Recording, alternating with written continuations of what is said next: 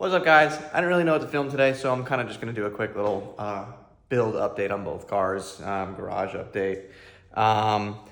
The IS, I'm still having that hot start issue. I tried fixing it with the, working with Scott Smith at Rude Boy and trying to fix the hot start within the AEM. There's a high sense and a low sense on the actual like crank filtering side of things in the V2 that offers the opportunity to make it less sensitive. Essentially what's going on is the crank sensor, which is at the bottom of the crank, is on start, which is down here, it's underneath the alternator, is trying to sense the teeth on the reluctor. When the car's cold, it senses the teeth right away, it sees 26 teeth, and it's like, great, send startup sequence. Once the car gets hot, everything obviously expands, and the crank sensor gets a little bit further away from the reluctor, and it's just enough for it to not sense that it's there, therefore not giving it a stat sync and not letting the startup sequence go ahead.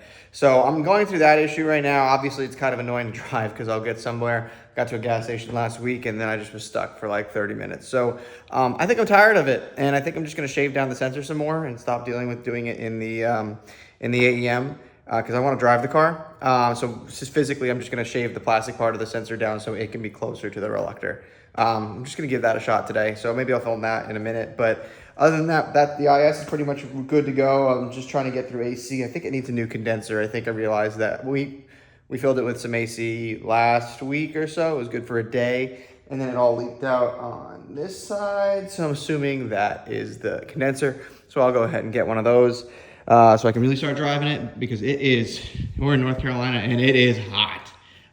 But yeah, that's the IS. The FD is great too. On the same day of me getting stuck at the gas station for 45 minutes in this, I then took this out once I got home and I was like, okay, I'll drive the FD. Get to the gas station, turn it off, and it doesn't turn back on again. I have to get jumped again, and I went back to that house.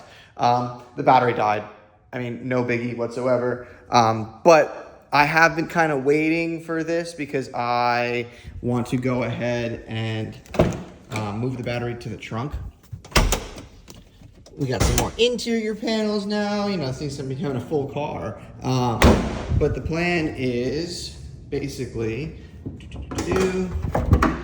take that battery that's right there and move it to the trunk. JP3 makes a really slick kit. I'll show you where it goes. That fuse block, they make a nice little mounting bracket for the fuse block, and I can start cleaning things up and getting it ready for the V-mount. Because the main goal at this point is to put a V-mount on it, just because that front mount, the ETS front mount, is great for a lot of cars and a lot of setups, but the twin turbos and the stock hood traps a lot of heat. So if I can get more heat, more air flowing through there, I mean, that's the main goal. I want to make this thing as efficient as possible. So V-mount intercooler, and then with that, then I can finally put AC in it because it needs AC. I'll do the JP3 RX8 kit. But this next phase is pretty much move the battery to the rear, and it goes and nests right under here, which is super slick. I really like that. You literally will never see it. And then from that, I can then, because I've been kind of waiting to do that to install my amp, because I didn't want to have to run wires through the firewall. So I have an amp here, and then I can finally wire it all strict to the door speakers. I put 6.5-inch door speakers in this thing when I first got it, but the wiring to the door speakers from the aftermarket radio is the OEM wiring for the OEM speakers, and there's 4 wires, and it's stupid and it's complex and it doesn't make any sense. And so my main goal, I'm gonna run a new wire through I'm gonna have to take the dash apart again, fully this time. But I don't wanna have to do this twice because everything is so brittle in there and it's so scary to take it apart. So I was just gonna basically wait until I put the battery in the rear, so I could put the amp in the rear and then run all the wire nicely at once. So I'm gonna do that and finally have speakers in this thing, and I'll have to bring a JBL speaker every time I go to drive it. So that'll be this next step. Then after that, when I can afford it, will be V-mount intercooler. Then after V-mount intercooler, what do I got on here? Maybe some fans. I don't think I'll need it though.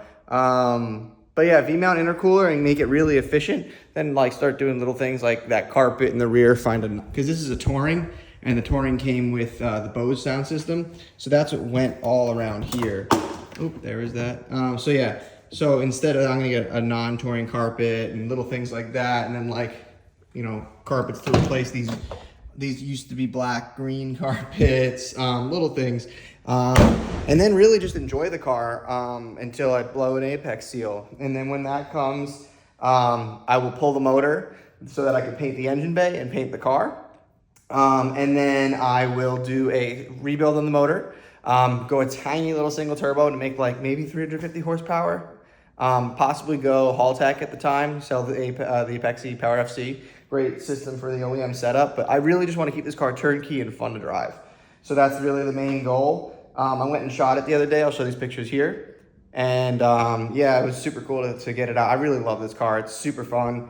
I love just how turnkey it is. And like, this thing's great too. It's just very, you know, you got to think about a lot of things with it, and it's loud. And this is just like the, you know, my Porsche, you know, like it's just the get in and drive. So those are that. And then I'll also do a little project of, so I'm going to keep these headlights. I do like them a lot. They're the Hot Water Labs, our Magic ones.